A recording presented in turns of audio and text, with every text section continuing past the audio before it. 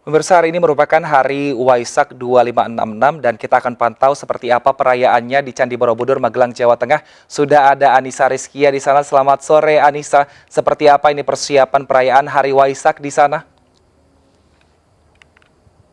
Ya, Wilson dan juga pemirsa, kalau berbicara mengenai perayaan Hari Waisak 2566 Buddhist Era di tahun 2022 ini, memang di Candi Borobudur tengah melangsungkan perayaannya. Ini dari pagi tadi, pukul 7 sudah dimulai hingga sore hari ini tadi pukul 5 prosesi perayaan Waisak ini tengah diselenggarakan di zona 1 tempat saya melaporkan saat ini. Dan di tempat saya melaporkan ini memang di belakang ini masih terlihat sekali ornamen-ornamen dari perayaan Waisak, diantaranya ada hasil-hasil bumi yang masih terpasang di sini, kemudian ada relief Candi Borobudur begitu, dan yang paling menarik ini adalah bentuk altar yang menyerupai bunga teratai dan juga ada gambar atau patung Buddha begitu di tengahnya.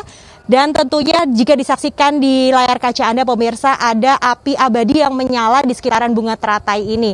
Dan memang api abadi ini sebagai simbol, yakni di mana simbol semangat untuk menerangi, di mana di situ ada api, tentunya di situ ada penerangan. Jadi seperti Waisak di tahun ini, Buddha datang ke dunia untuk membawa penerangan bagi semua makhluk. Selain itu juga pada beberapa hari yang lalu memang tengah dilakukan pengambilan api Dharma di Merapen Grobogan, dan pada pagi hari tadi tengah dibawa api abadinya menuju ke altar ke zona 1 Candi Borobudur untuk dilakukan prosesi dari peringatan Waisak. Selain itu juga terdapat api berkah dari Umbul Jumprit yang dibawa dari Temanggung menuju sebelumnya disemayamkan terlebih dahulu ke Candi Mendut dan dibawa ke Candi Borobudur, Magelang, Jawa Tengah. Selain itu juga tadi setelah dilakukan arak-arakan dari pukul 7 pagi membawa api abadi dan juga sumber air, maksud kami adalah air berkah begitu, yang dibawa para biksu dan umat, sekitar 1.500 umat yang mengikuti arakan ini, dan tiba di Candi Borobudur pukul 10 pagi. Dan dari jam 10 pagi itu dilakukanlah prosesi detik-detik Waisak, tepatnya di jam 11 lebih 13 menit.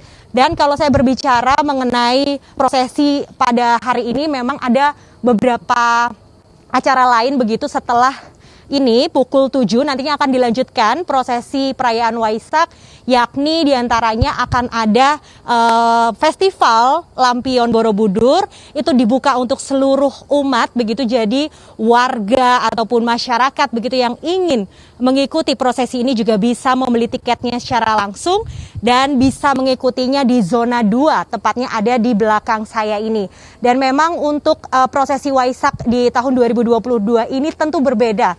2 tahun sebelumnya prosesi ataupun perayaan Waisak ini tidak digelar begitu secara terbuka, namun pada tahun ini begitu mereka warga maupun umat begitu akhirnya terobati rasa rindunya, ikut menyemarakan, ikut mengikuti prosesi Waisak secara langsung di area Candi Borobudur. Dan menurut informasi juga prosesinya akan dilanjutkan kembali pada pukul 7 hingga pukul 11 malam. Begitu Wilson, saya kembalikan kepada Anda. Oh, banyak sekali acara sepertinya yang akan diselenggarakan atau yang sudah terselenggara di sana. Tapi Anissa, seperti apa antusiasme dari umat dan juga wisatawan mungkin yang datang khusus ke sana untuk menyaksikan perayaan Waisak? Bisa diceritakan tadi seperti apa euforianya dan juga mungkin seperti apa tanggapan dari wisatawan yang datang ke kawasan Borobudur? Baik.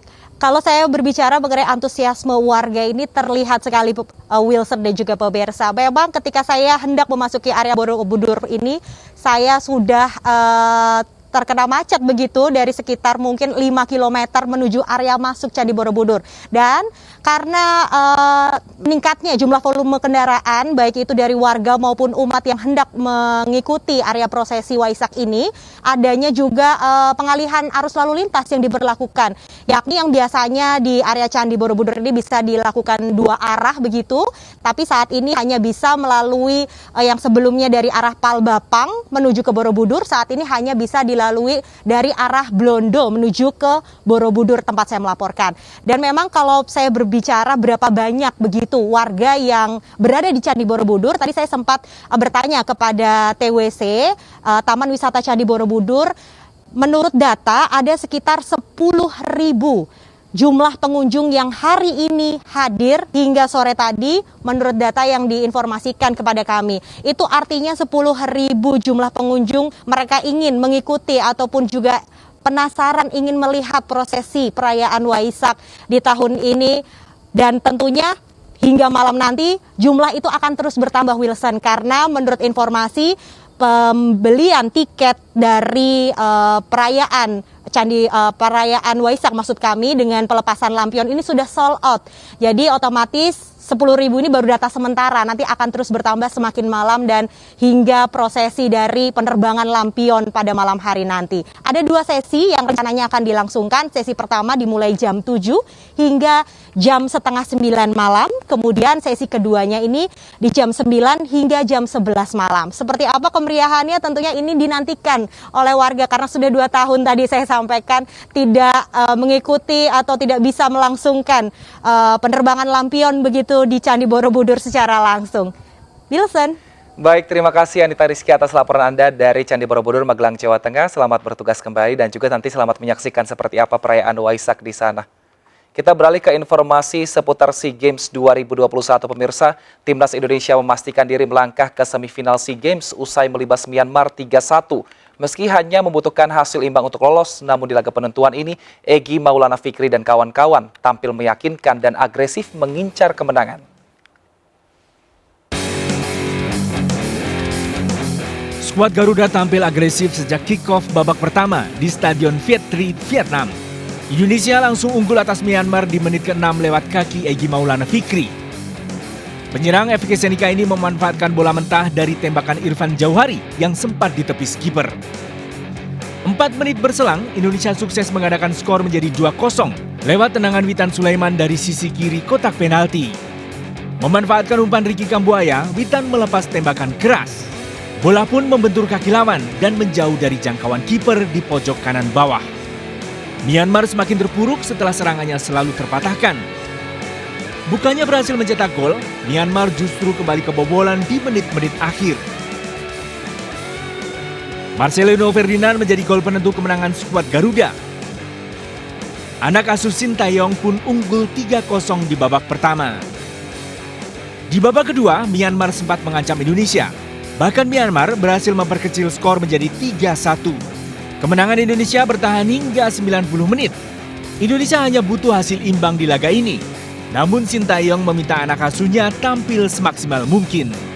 Memang hari ini kami boleh seri juga lawan Myanmar. Jadi bisa lolos dengan peringkat 2 di fase grup. Tetapi coach sudah tegaskan kepada para pemain, pertandingan seperti ini malah akan sulit bagi kami. Jadi coach tegaskan agar para pemain lebih bekerja keras daripada pertandingan lain. Dan begitupun para pemain mengikuti instruksi dari coach dengan baik. Jadi mereka melakukan dengan sempurna dan performa pun baik. Berkat kemenangan ini, Indonesia memastikan lolos ke babak semifinal SEA Games dengan 9 poin. Dari Vietnam, Angelika Dewi Fagam dan Sigit Aryo, iNews melaporkan. Untuk mengetahui informasi terkini dari ajang SEA Games 2021, sudah ada rekan Angelika Dewi Fagam dari Hanoi, Vietnam. Selamat sore waktu Indonesia. Angel, seperti apa gelaran SEA Games hari ini di sana?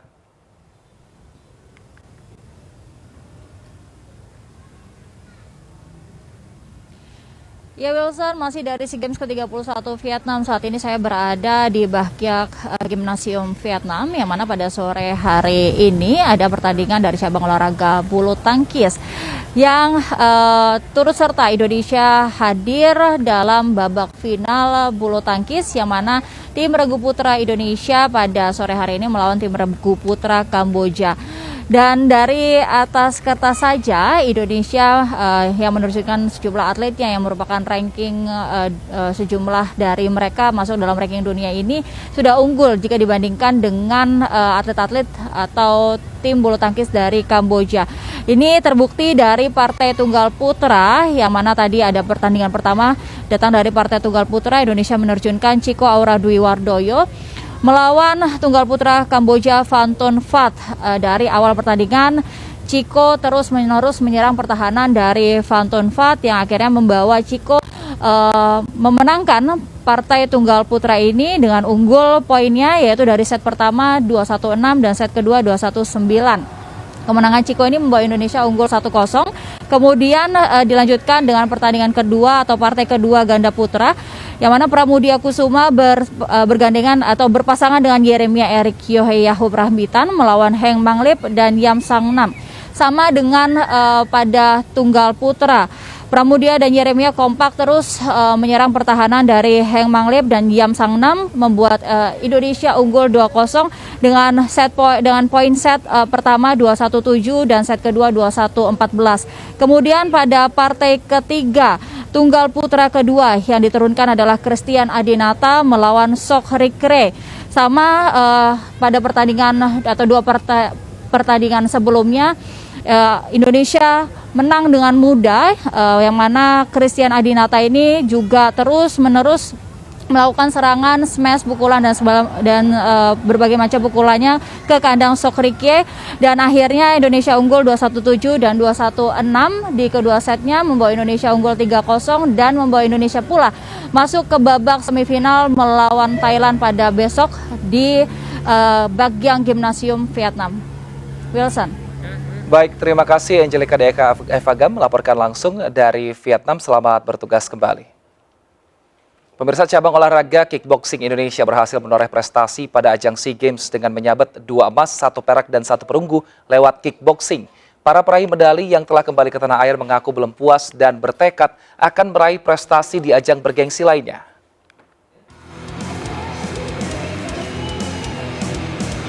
Cabang olahraga kickboxing Indonesia berhasil menoreh prestasi pada ajang SEA Games ke-31 di Hanoi, Vietnam. Indonesia berhasil menyabet 2 emas, 1 perak, dan 1 perunggu lewat kickboxing. Para pahlawan merah putih tersebut langsung pulang ke Indonesia.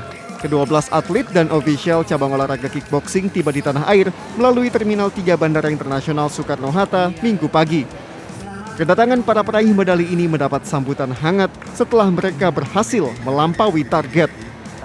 Medali emas berhasil diraih Diandra Ariesta Peter di nomor full kontak 56 kg putri usai mengalahkan atlet dari Filipina dengan skor 3-0.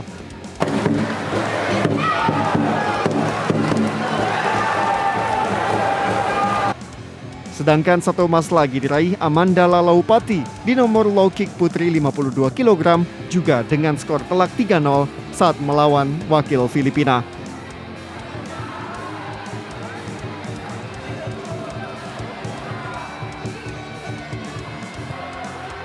Sementara medali perak disumbang Salmri Stendra dan 1 medali perunggu diraih Nadia Nakhoir.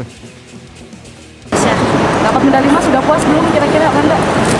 Belum, ini debut pertama, tapi senang banget. Tapi semoga next tetap bisa memberikan terbaik buat Indonesia. Next apa yang lagi yang dipersiapkan? Persiapan fisik dan teknik diperbaiki lagi sih. Biasanya yang pasti kita tahu kebetulan senang banget bisa dapat medali emas dan bisa membawa nama harum bangsa Indonesia, mengibarkan bendera merah putih, dan terima kasih juga kepada BPKBI.